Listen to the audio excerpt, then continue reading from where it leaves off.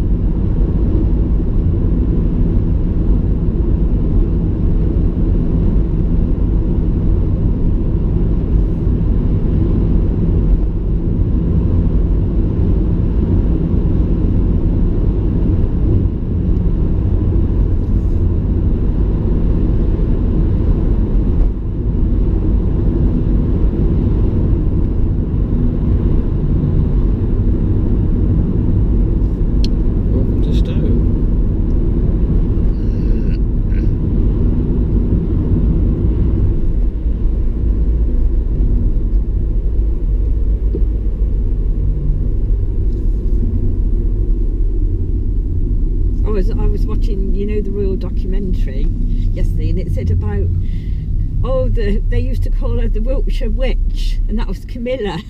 And she still kept her house near Cirencester or wherever it is.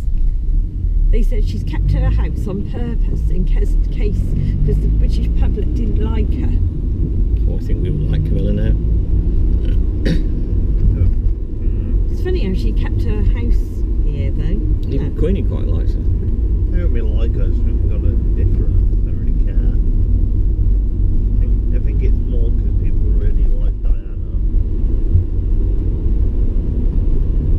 I felt sorry for Diana's boys because, you know, they've had all this about the marriage and the affairs and everything all through their life. They must get sick of it. Perhaps they don't listen to it anyway, but... At least he named his daughter, didn't he name her like Charlotte, Diana, Elizabeth, yeah. something? Yeah. Diana, Elizabeth, what's the last name? Windsor? Not Windsor, is it?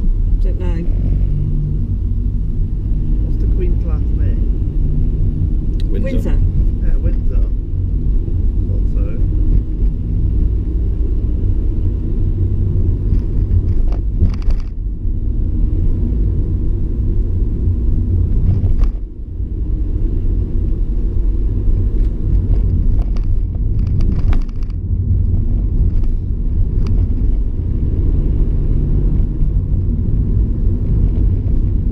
Logs cost £6.50. I wonder how many logs they get. For £6.50. Yeah, I think you'll find out here you can buy a tractor load for 50 quid or something like that.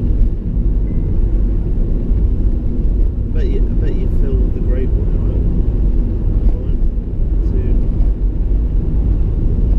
I mean, Phil the Greek.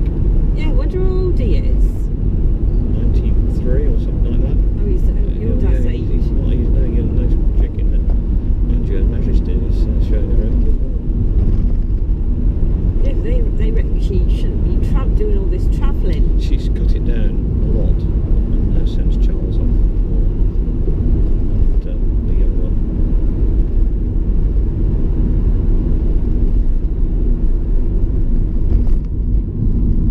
I was watching a bit of this Bear Grylls thing. Did you hear the Bear Grylls got an American show with? He did an episode with Barack Obama. Yeah, I saw it was on TV. He was going, I look, Barack Obama's going, I love the Queen, she's one of my favourite people. Who's that? Barack Obama. No, who's his favourite people? The Queen. Her Ah. Majesty.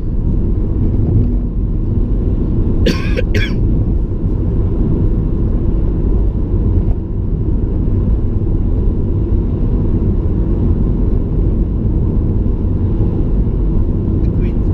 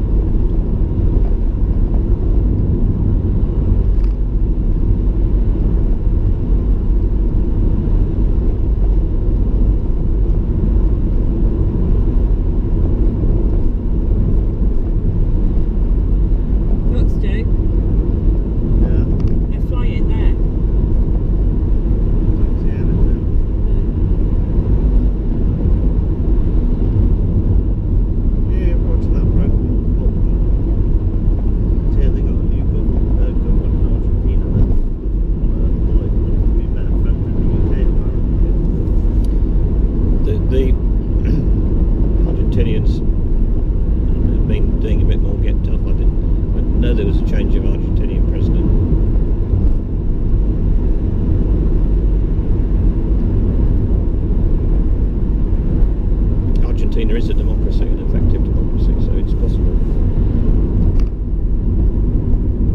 And they're still sore about the Falklands. Yeah, understandably.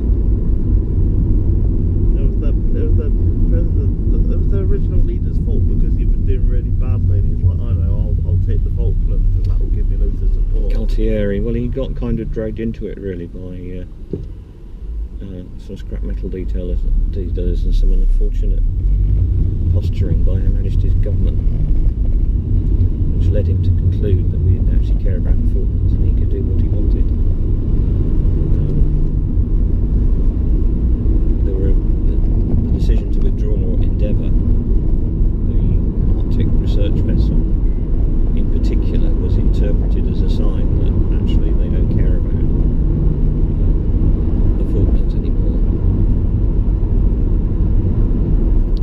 And there was something else that they didn't react to in a way that you would have expected them to do if they cared about the Falklands. Can't remember what it was, but it's been overly analysed now. Well, it seemed weird, it seemed like a part of the UK that was not in the UK. Do you not think? That's a British overseas territory.